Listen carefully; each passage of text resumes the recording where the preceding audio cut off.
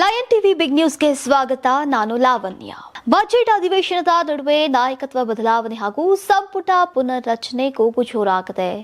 Dinner politics ಬೆನ್ನಲ್ಲೀಗ ಶಾಸಕರು ಸಚಿವರಿಂದ CM DCM ಭೇಟಿ ಹಾಗೂ ಮಾತುಕತೆಗಳು ಹೆಚ್ಚುತ್ತಾ ಇವೆ. ಈ ಎಲ್ಲಾ ಬೆಳವಣಿಗೆಗಳು ಅಧಿವೇಶನದ ಬಳಿಕ ಹೈಕಮಾಂಡ್ ಅಂಗಳ ತಲುಪಿದ್ದು ಕ್ಲೈಮ್ಯಾಕ್ಸ್ ಭಾರಿ ಕುತೂಹಲವನ್ನ ಕೆರಳಿಸಿದೆ. ಮತ್ತೊಂದೆಡೆ ತಮಿಳುನಾಡು ಗೆಲ್ಲೋಕೆ ಬಿಜೆಪಿ ರಣ ವ್ಯೂಹ ರಚಿಸಿದ್ದು ಟಿವಿಕೆಗೆ ಭರ್ಜರಿ ಆಫರ್ ಅನ್ನ ನೀಡಿದೆ. ಇದೇ ರೀತಿ ನೀವು ಹೆಚ್ಚಿನ ಸುದ್ದಿಗಳನ್ನ ವಿವರವಾಗಿ ನೋಡ್ತಾ ಹೋಗೋಣ ಇವತ್ತಿನ ಬಿಗ್ ನ್ಯೂಸ್ ನಲ್ಲಿ. ಬಜೆಟ್ ಅಧಿವೇಶನದ ನಡುವೆ ಈಗ ರಾಜಕಾರಣದಲ್ಲಿ ಮಹತ್ತರ ಬೆಳವಣಿಗೆ ನಡೆದಿದೆ. ವಿಧಾನಸೌಧ ಕಚೇರಿಯಲ್ಲಿ ಸಿಎಂ ಸಿದ್ದರಾಮಯ್ಯರನ್ನ 16ಕ್ಕೂ ಹೆಚ್ಚು ಹಿರಿಯ ಶಾಸಕರು ಭೇಟಿ ಮಾಡಿದ್ದಾರೆ.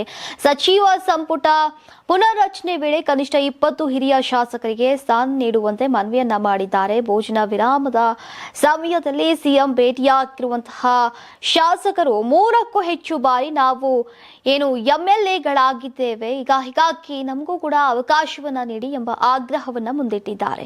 ಶಾಸಕರಾದಂತಹ ಎನ್ಎ ಹ್ಯಾರಿಸ್, ಹಂಪನಗೌಡ, ಬಾದರ್ಲಿ, ಬಾಲಕೃಷ್ಣ, ನಾರಾಯಣಸ್ವಾಮಿ, ಅಶೋಕ್ ಪಟ್ಟಣ್, ಯಶವಂತ ರಾಯಗೌಡ ಪಾಟೀಲ್, ತನ್ವೀರ್ ಸೇಠ್, ರಾಘವೇಂದ್ರ ಹಿಟ್ನಾಳ್ ಸೇರಿ ಹಿರಿಯ ನಾಯಕರು ಬೇಡಿಕೆಯನ್ನ ಮುಂದಿಟ್ಟಿದ್ದಾರೆ. ಇನ್ನು ಸಿಎಂ ಸಿದ್ದರಾಮಯ್ಯ ಕೂಡ ಸಕಾರಾತ್ಮಕವಾಗಿ ಸ್ಪಂದಿಸಿದ್ದಾರೆ ಎನ್ನಲಾಗಿದೆ. ಇನ್ನು ಸಚಿವ ಸಂಪುಟ ವಿಚಾರವಾಗಿ ಸ್ವತಃ ನಾನೇ ದೆಹಲಿಗೆ ಹೋಗ್ತೇನೆ, ಉಪಚುನಾವಣೆ ಬಳಿಕ ಹೈಕಮಾಂಡ್ ನಾಯಕರನ್ನ ಭೇಟಿ ಮಾಡ್ತೇನೆ, ಆ ವೇಳೆ ನಿಮ್ಮ ಆಗ್ರಹವನ್ನ ವರಿಷ್ಠರ ಗಮನಕ್ಕೆ ತರುವುದಾಗಿ ಸಿದ್ದರಾಮಯ್ಯ ಹೇಳಿದ್ದಾರಂತೆ. ಹಾಗೂ ಉಪಚುನಾವಣೆಯ ಬಳಿಕ ಈಗ ಸಂಪುಟ ಪುನರ್ರಚನೆ ಮಾಡುವ ಭರವಸೆಯನ್ನು ಕೂಡ ನೀಡಿದ್ದಾರೆ ಎನ್ನಲಾಗಿದೆ.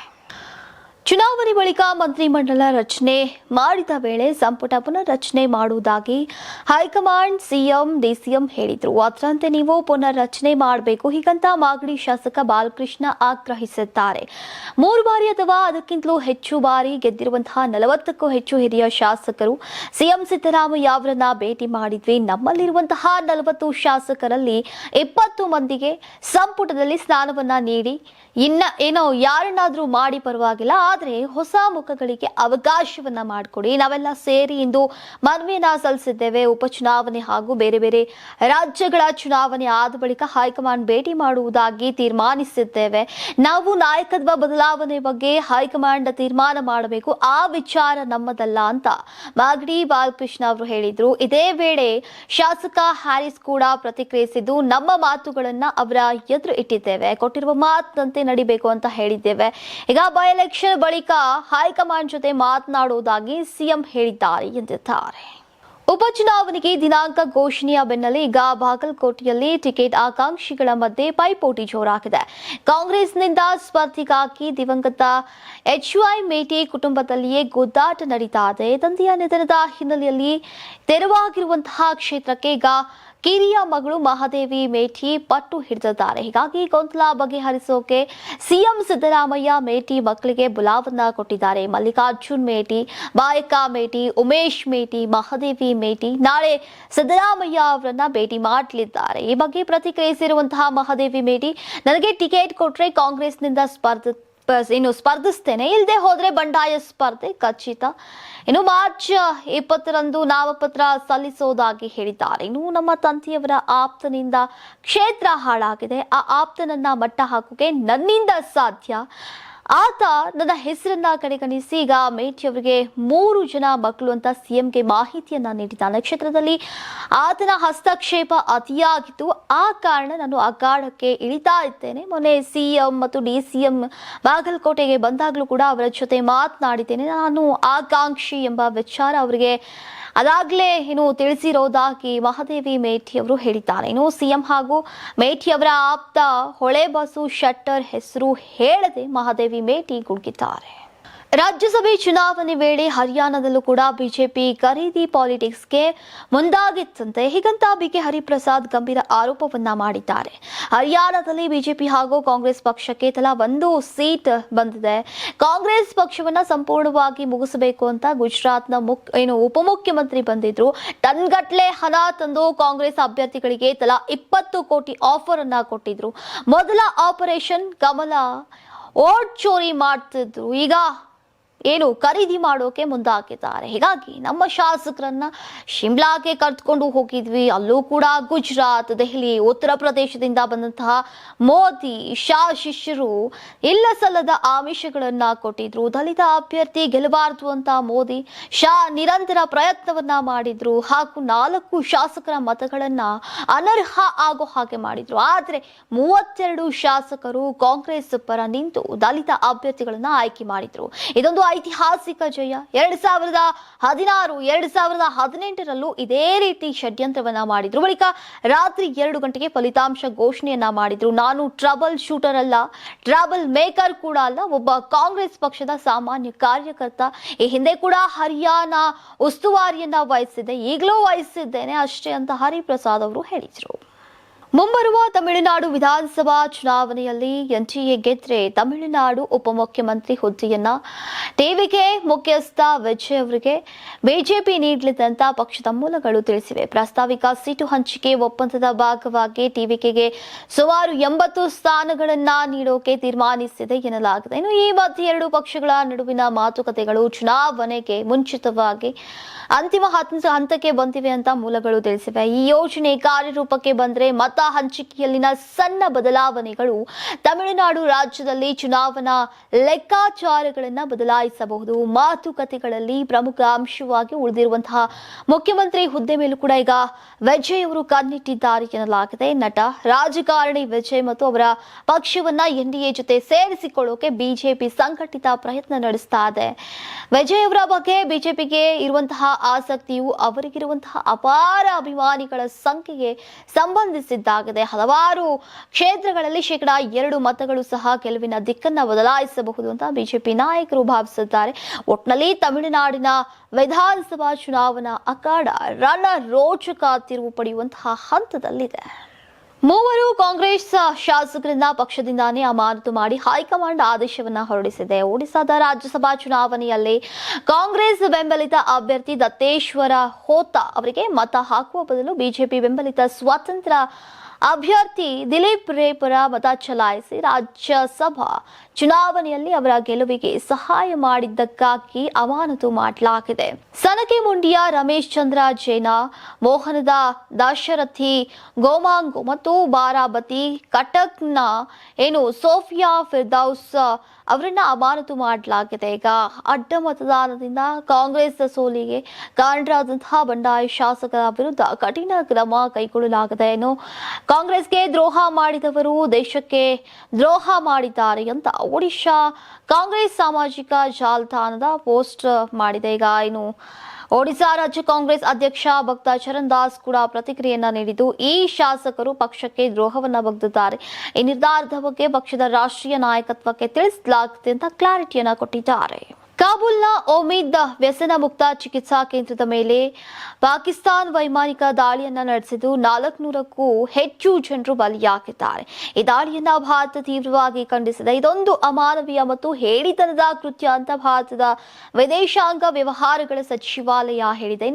ಸೇನಾ ನೆಲೆ ಅಲ್ಲದ ಜಾಗದಲ್ಲಿ ನಡೆದಂತಹ ಈ ದಾಳಿಯಲ್ಲಿ ಅನೇಕ ನಾಗರಿಕರು ಪ್ರಾಣವನ್ನ ಕಳೆದುಕೊಂಡಿದ್ದಾರೆ. ಇದೊಂದು ಹೇಡಿತನದ ಮತ್ತು ಅಕ್ಷಮ್ಯ ಹಿಂಸಾಚಾರ. ಯಾವುದೇ ಕಾರಣಕ್ಕೂ ಸೇನಾ ಗುರಿ ಅಂತ ಸಮರ್ಥಿಸಲಾಗದ ಸ್ಥಳದಲ್ಲಿ ನಡೆದಂತಹ ಈ ದಾಳಿಯಲ್ಲಿ ಈಗ ದೊಡ್ಡ ಸಂಖ್ಯೆಯ ನಾಗರಿಕರು ಪ್ರಾಣವನ್ನ ಕಳೆದುಕೊಂಡಿದ್ದಾರೆ. ಈ ದಾಳಿಯನ್ನ ಪಾಕಿಸ್ತಾನವು ಒಂದು ನರಮೇಧಕ್ಕೆ ಸೇನಾ ಕಾರ್ಯಾಚರಣೆ ಹಾಗೂ ನ್ಯಾಯಸಮ್ಮತ ಸೇನಾ ಕಾರ್ಯಾಚರಣೆ ಅಂತ ಬಿಂಬಿಸೋಕೆ ಪ್ರಯತ್ನಿಸ್ತಾ ಇದೆ. ಅಂತಾರಾಷ್ಟ್ರೀಯ ಸಮುದಾಯವು ಈ ಕ್ರಿಮಿನಲ್ ಕೃತ್ಯದ ಅಪರಾಧಿಗಳನ್ನ ಹೊಣೆಗಾರರನ್ನಾಗಿ ಮಾಡಬೇಕು. ಈ ದುರಂತದಲ್ಲಿ ಮೃತಪಟ್ಟವರ ಕುಟುಂಬಗಳಿಗೆ ಭಾರತವು ತೀವ್ರ ಸಂತಾಪವನ್ನು ಸೂಚಿಸುತ್ತೆ. ಗಾಯಗೊಂಡವರು ಶೀಘ್ರವಾಗಿ ಚೇತರಿಸಿಕೊಳ್ಳಲಿ ಅಂತ ಹಾರೈಸುತ್ತೆ ಮತ್ತು ಈ ದುರಂತದ ಕ್ಷಣದಲ್ಲಿ ಅಫಘಾನಿಸ್ತಾನದ ಜನರೊಂದಿಗೆ ಭಾರತ ನಿಲ್ಲುತ್ತೆ. ನಾವು ಅಫಘಾನಿಸ್ತಾನದ ಸಾರ್ವಭೌಮತ್ವ ಮತ್ತು ಪ್ರಾದೇಶಿಕ ಸಮಗ್ರತೆಗೆ ನಮ್ಮ ಅಚಲ ಬೆಂಬಲವನ್ನ ಪುನರುಚ್ಚರಿಸುತ್ತೇವೆ ಅಂತ ಭಾರತದ ವಿದೇಶಾಂಗ ಸಚಿವಾಲಯ ತಿಳಿಸಿದೆ. ಮಧ್ಯಪ್ರಾಚ್ಯದಲ್ಲಿ ನಡೀತಾ ಇರುವಂತಹ ಯುದ್ಧ ನಿಲ್ಲಿಸೋಕೆ ಯತ್ನಿಸುವಂತೆ ಈಗ ಭಾರತಕ್ಕೆ ಫಿನ್ಲ್ಯಾಂಡ್ ಕರೆಯನ್ನ ನೀಡಿದೆ. ಅಮೆರಿಕ ಮತ್ತು ಇರಾನ್ ಮಧ್ಯೆ ಶಾಂತಿಯನ್ನ ಏರ್ಪಡಿಸಿ ಬಿಕ್ಕಟ್ಟು ಶಮನಗೊಳಿಸೋಕೆ ಭಾರತ ಮಧ್ಯಸ್ಥಿಕೆಯನ್ನ ವಹಿಸಲಿ ಅಂತ ಫಿನ್ಲ್ಯಾಂಡ್ ಅಧ್ಯಕ್ಷ ಅಲೆಕ್ಸಾಂಡರ್ ಸ್ಟಬ್ ಸಲಹೆಯನ್ನ ನೀಡಿದ್ದಾರೆ. ಸಂದರ್ಶನವೊಂದರಲ್ಲಿ ಮಾತನಾಡ್ತಾ ಇದ್ದಂತಹ ಅಲೆಕ್ಸಾಂಡರ್ ಸ್ಟಬ್ ಯುದ್ಧ ನಿಲ್ಲೋಕೆ ಭಾರತದ ವಿದೇಶಾಂಗ ಸಚಿವ ಎಸ್ ಜಯಶಂಕರ್ ಅವರು ಕರೆ ನೀಡಿರುವಂತಹ ಸಂಗತಿಯನ್ನ ಉಲ್ಲೇಖಿಸಿದ್ದಾರೆ. ನಮಗೀಗ ಯುದ್ಧ ವಿರಾಮ ಬೇಕಿದೆ, ಇದರಲ್ಲಿ ಭಾರತ ಭಾಗಿಯಾಗಬಹುದಾ ಎನ್ನುವ ಕುತೂಹಲ ಇದೆ. ಬಿಕ್ಕಟ್ಟು ಶಮನಗೊಳಿಸೋಕೆ ಯುದ್ಧ ವಿರಾಮ ಏರ್ಪಡಿಸುವಂತೆ ಈಗ ಜೈಶಂಕರ್ ಕರೆಯನ್ನ ಕೊಟ್ಟಿರುವುದನ್ನ ನಾವು ನೋಡಿದ್ದೇವೆ. ಭಾರತ ಹೆಚ್ಚಿನ ದೇಶಗಳೊಂದಿಗೆ ಉತ್ತಮ ಸಂಬಂಧವನ್ನ ಇರಿಸಿಕೊಂಡಿದೆ. ಅಮೆರಿಕ, ಇರಾನ್ ಮತ್ತು ಇಸ್ರೇಲ್ ಈ 3 ದೇಶಗಳೊಂದಿಗೆ ಈಗ ಭಾರತದ ಉತ್ತಮ ಸಂಬಂಧ ಇದೆ. ಯಾರೊಂದಿಗೆ ಬೇಕಾದರೂ ಕೂಡ ಮಾತುಕತೆ ನಡೆಸುವ ಸ್ಥಿತಿಯಲ್ಲಿ ಭಾರತ ಇದೆ. ಇರಾನ್ ಜೊತೆ ಎಸ್ ಜೈಶಂಕರ್ ಮತ್ತು ನರೇಂದ್ರ ಮೋದಿ ಸಂಪರ್ಕದಲ್ಲಿದ್ದಾರೆ. ಯುದ್ಧ ನಿಲ್ಲಿಸೋಕೆ ಭಾರತದ ಮಧ್ಯಸ್ಥಿಕೆ ಬೇಕಾಗಿದೆ ಅಂತ ಫಿನ್ಲ್ಯಾಂಡ್ ಅಧ್ಯಕ್ಷ ಅಲೆಕ್ಸಾಂಡರ್ ಸ್ಟಬ್ ಹೇಳಿದ್ದಾರೆ. ಇರಾನ್ನ ಪ್ರಭಾವಿ ನಾಯಕ ಹಾಗೂ ರಾಷ್ಟ್ರೀಯ ಭದ್ರತಾ ಮಂಡಳಿಯ ಕಾರ್ಯದರ್ಶಿ ಅಲಿ ಲಾರಿಜಾನಿ ಇಸ್ರೇಲ್ ನಡೆಸಿದಂತಹ ವೈಮಾನಿಕ ದಾಳಿಯಲ್ಲಿ ಹತ್ಯೆಯಾಗಿದ್ದಾರೆ ಅಂತ ವರದಿಯಾಗಿದೆ. ಇಸ್ರೇಲ್ ರಕ್ಷಣಾ ಸಚಿವ ಕಾಟ್ಜ್ ಈ ಹತ್ಯೆಯನ್ನ ಖಚಿತಪಡಿಸಿದ್ದಾರೆ. ಇಸ್ರೇಲ್ ದೇಶದ ಭದ್ರತೆಗೆ ಸವಾಲು ಹಾಕುವ ಅಥವಾ ಇಸ್ರೇಲ್ ವಿನಾಶಕ್ಕೆ ಸಂಚು ರೂಪಿಸುವ ಯಾವುದೇ ನಾಯಕರು ನಮ್ಮ ಗುರಿಯಿಂದ ತಪ್ಪಿಸಿಕೊಳ್ಳೋಕೆ ಸಾಧ್ಯ ಇಲ್ಲ ಅಂತ ಎಚ್ಚರಿಕೆಯನ್ನ ನೀಡಿದ್ದಾರೆ. ಟೆಹರಾನ್ನಲ್ಲಿ ನಡೆದಂತಹ ಈ ದಾಳಿಯು ಇರಾನ್ನ ಆಡಳಿತ ವ್ಯವಸ್ಥೆಗೆ ದೊಡ್ಡ ಆಘಾತವನ್ನ ನೀಡಿದೆ. ಅದರಲ್ಲೂ ಕೂಡ ಸುಪ್ರೀಂ ಲೀಡರ್ ಖಮೇನಿ ಅವರ ಸಾವಿನ ನಂತರ ಇರಾನ್ನ ರಕ್ಷಣೆ ಮತ್ತು ರಾಜತಾಂತ್ರಿಕತೆಯಲ್ಲಿ ಪ್ರಮುಖ ಪಾತ್ರವನ್ನ ವಹಿಸ್ತಾ ಇದ್ದಂತಹ ಲಾರಿಜಾನಿ ಅವರ ಹತ್ಯೆಯು ಈ ಪ್ರದೇಶದಲ್ಲಿ ಮತ್ತೊಂದು ಸುತ್ತಿನ ಸಂಘರ್ಷಕ್ಕೆ ನಾಂದಿಯನ್ನ ಹಾಡಿದೆ ಹಾಗೂ ಅರಬ್ ರಾಷ್ಟ್ರಗಳಲ್ಲಿನ ಆತಂಕದ ವಾತಾವರಣ ಹೆಚ್ಚಾಗಿದೆ. ಮಾಧ್ಯಮ ವರದಿಗಳ ಪ್ರಕಾರ ಇಸ್ರೇಲಿ ರಕ್ಷಣಾ ಪಡೆಗಳು ಅಲಿ ಲಾರಿಜಾನಿ ಅವರ ವಾಸ್ತವ್ಯ ಹೂಡಿದಂತಹ ಸುರಕ್ಷಿತ ಮನೆಯನ್ನ ಪತ್ತೆ ಹಚ್ಚಿ ಆತನ ಮೇಲೆ ಕ್ಷಿಪಣಿ ದಾಳಿಯನ್ನ ನಡೆಸಿವೆ. ಈ ದಾಳಿ ಎಷ್ಟು ಪ್ರಬಲವಾಗಿತ್ತು ಅಂತಂದ್ರೆ ಲಾರಿಜಾನಿ ಅವರಿದ್ದಂತಹ ಕಟ್ಟಡ ಸಂಪೂರ್ಣವಾಗಿ ನೆಲಸಮವಾಗಿತ್ತಂತೆ. ಕಳೆದ ಕೆಲ ದಿನಗಳಿಂದ ಇಸ್ರೇಲ್ ತನ್ನ ಗುಪ್ತಚರ ಸಂಸ್ಥೆಗಳ ಮೂಲಕ ಲಾರಿಜಾನ್ ಅವರ ಚಲನವಲನದ ಮೇಲೆ ನಿಗಾನ್ನ ಇಟ್ಟಿತ್ತು. ಸರಿಯಾದ ಸಮಯಕ್ಕಾಗಿ ಕಾಯ್ತಾ ಇದ್ದಂತಹ IDF ಪಡೆಗಳು ನಿನ್ನೆ ಮಧ್ಯರಾತ್ರಿ ಈ ಕಾರ್ಯಾಚರಣೆಯನ್ನ ಯಶಸ್ವಿಯಾಗಿ ಪೂರ್ಣಗೊಳಿಸಿವೆ. ಪಶ್ಚಿಮ ಏಷ್ಯಾದಲ್ಲಿನ ಬಿಕ್ಕಟ್ಟು ದಿನದಿಂದ ದಿನಕ್ಕೆ ಹೆಚ್ಚಾಗ್ತಾ ಇದೆ. ಯುದ್ಧ ಆರಂಭವಾಗಿ 18 ದಿನ ಕಳೆದರೂ ಕೂಡ ಕದನ ವಿರಾಮದ ಬಗ್ಗೆ ಯಾರು ಕೂಡ ಮಾತನಾಡ್ತಾನೆ ಇಲ್ಲ. ಈ ಮಧ್ಯೆ ಅಮೆರಿಕ ಅಧ್ಯಕ್ಷ ಡೊನಾಲ್ಡ್ ಟ್ರಂಪ್ಗೆ ಇರಾನ್ ಮಿಲಿಟರಿಯ ವಕ್ತಾರ ಇಬ್ರಾಹಿಂ ಬಹಿರಂಗ ಎಚ್ಚರಿಕೆಯೊಂದನ್ನ ನೀಡಿದ್ದಾರೆ. ಈಗ ಯುದ್ಧದ ಪರಿಣಾಮಗಳು ಏನು ಅನ್ನೋದನ್ನ ಸಾಮಾಜಿಕ ಜಾಲತಾಣದಲ್ಲಿ ನಿರ್ಧಾರ ಮಾಡುವುದಲ್ಲ, ಯುದ್ಧ ಭೂಮಿಯಲ್ಲಿ ಅಂತ ಎಚ್ಚರಿಸಿದ್ದಾರೆ. ಅಮೆರಿಕ ಯುದ್ಧ ಆರಂಭಿಸಿದೆ, ಅಂತ್ಯ ಯಾವಾಗ ಮಾಡಬೇಕು ಅನ್ನೋದು ನಾವು ನಿರ್ಧರಿಸ್ತೇವೆ. ಇಡೀ ನಮ್ಮ ದೇಶ ಇದೇ ಭಾವನೆಯನ್ನ ಹೊಂದಿದೆ. ಈಗ ಇದು ನಮ್ಮ ಕಡೆಯಿಂದ ಅವರಿಗೆ ಕಳಿಸ್ತಾ ಇರುವಂತಹ ಸಂದೇಶವಾಗಿದೆ. ಯುದ್ಧದ ಅವಧಿಯನ್ನ ನಾವು ನಿರ್ಧರಿಸ್ತೇವೆ ಅಂತ ಹೇಳಿದ್ದಾರೆ. ನೆರೆಹೊರೆ ರಾಷ್ಟ್ರಗಳನ್ನ ಉದ್ದೇಶಿಸಿ ಮಾತನಾಡಿರುವಂತಹ ಇಬ್ರಾಹಿಂ ಅವರು ಈಗ ನಮ್ಮ ನೆರೆಯ ದೇಶಗಳನ್ನ ನಾವು ಗುರಿಯಾಗಿಸ್ತಾ ಇಲ್ಲ, ಬದಲಿಗೆ ಇರಾನ್ ಮೇಲೆ ದಾಳಿ ಮಾಡೋಕೆ ಬಳಸಲಾಗ್ತಾ ಇರುವಂತಹ ದೇಶಗಳ ಸೇನಾ ನೆಲೆಗಳ ಅವುಗಳೀಗ ನಮ್ಮ ಟಾರ್ಗೆಟ್ ಅಂತ ಮತ್ತೊಮ್ಮೆ ಸ್ಪಷ್ಟನೆಯನ್ನ ನೀಡಿದ್ದಾರೆ. ನೋಡಿದ್ರಲ್ಲ ವೀಕ್ಷಕರೇ, ಇದಾಗಿತ್ತು ಇವತ್ತಿನ ಬಿಗ್ ನ್ಯೂಸ್. ಮತ್ತೆ ಭೇಟಿಯಾಗೋಣ ನಾಳೆಯ ಬಿಗ್ ನ್ಯೂಸ್ ನಲ್ಲಿ.